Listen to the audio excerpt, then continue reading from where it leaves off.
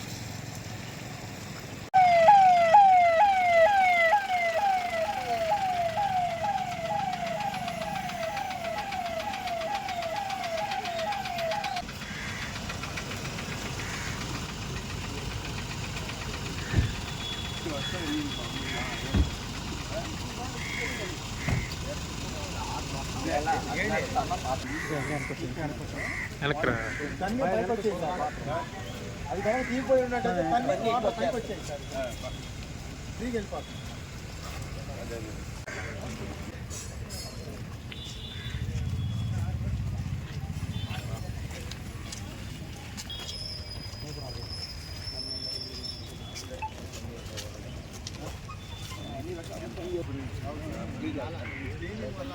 ఫ్రీగా పోతున్నాయి కాబట్టి బాగా ఫ్రీగా పోతుంది. సెట్ డౌన్ చేయాలి మొబైల్లో.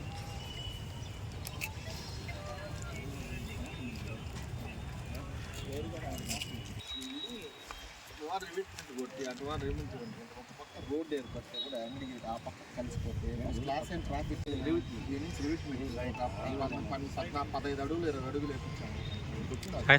కొంచెం వెనక అది వచ్చేసి ట్రాఫిక్ సమస్య సగం పోతుంది.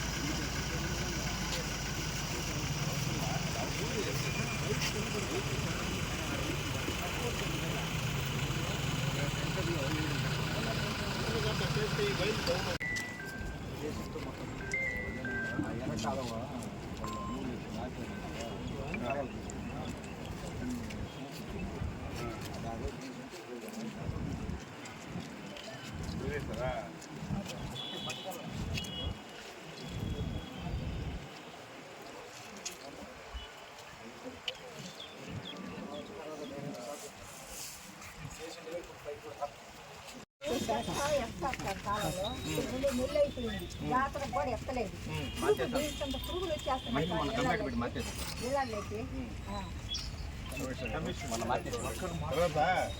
మీకు బయట ఇల్లు ఇస్తాం, గెలుపుకోండి. ఎందుకు ప్రమాదం కదండి.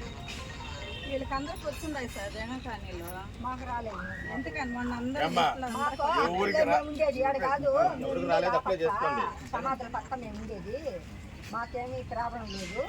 కానీ ఆ చెత్త ఎక్కినారనుకో మళ్ళీ ఎత్తనే పంపిస్తాం. చెప్పావు కమిషనర్ ఉన్నాడు, ఎన్నాడు చేస్తాడు. మరి గత 2-3 రోజుల నుంచి కురుస్తున్నటువంటి వర్షానికి ఈ లోతట్టు ప్రాంతాలంతా కూడా మున్సిపల్ కమిషనర్ కానీ, అదేవిధంగా రెవెన్యూ డిపార్ట్మెంట్ కానీ, పోలీస్ డిపార్ట్మెంట్ కానీ, అన్ని ఆల్ డిపార్ట్మెంట్స్ దీనిలో పాల్గొని ఇన్స్పెక్షన్ చేయడం జరిగింది. ఇప్పటికైతే ఎలాంటి లోతట్టు ప్రాంతాలకు కూడా ప్రమాదకరమైతే లేదు.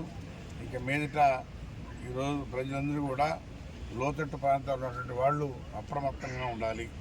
అదేవిధంగా వర్షాలు తీవ్రత పెరిగే కొద్దీ ఇళ్లలోని నీరు చేరే ప్రమాదం ఉంది.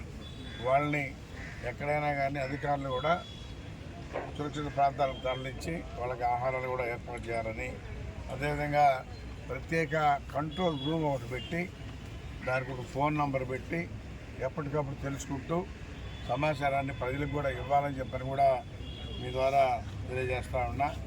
కాబట్టి అందరం కూడా ఈ వర్షాలు కంప్లీట్ అయ్యేంత వరకు కూడా అప్రమత్తంగా ఉండాలి.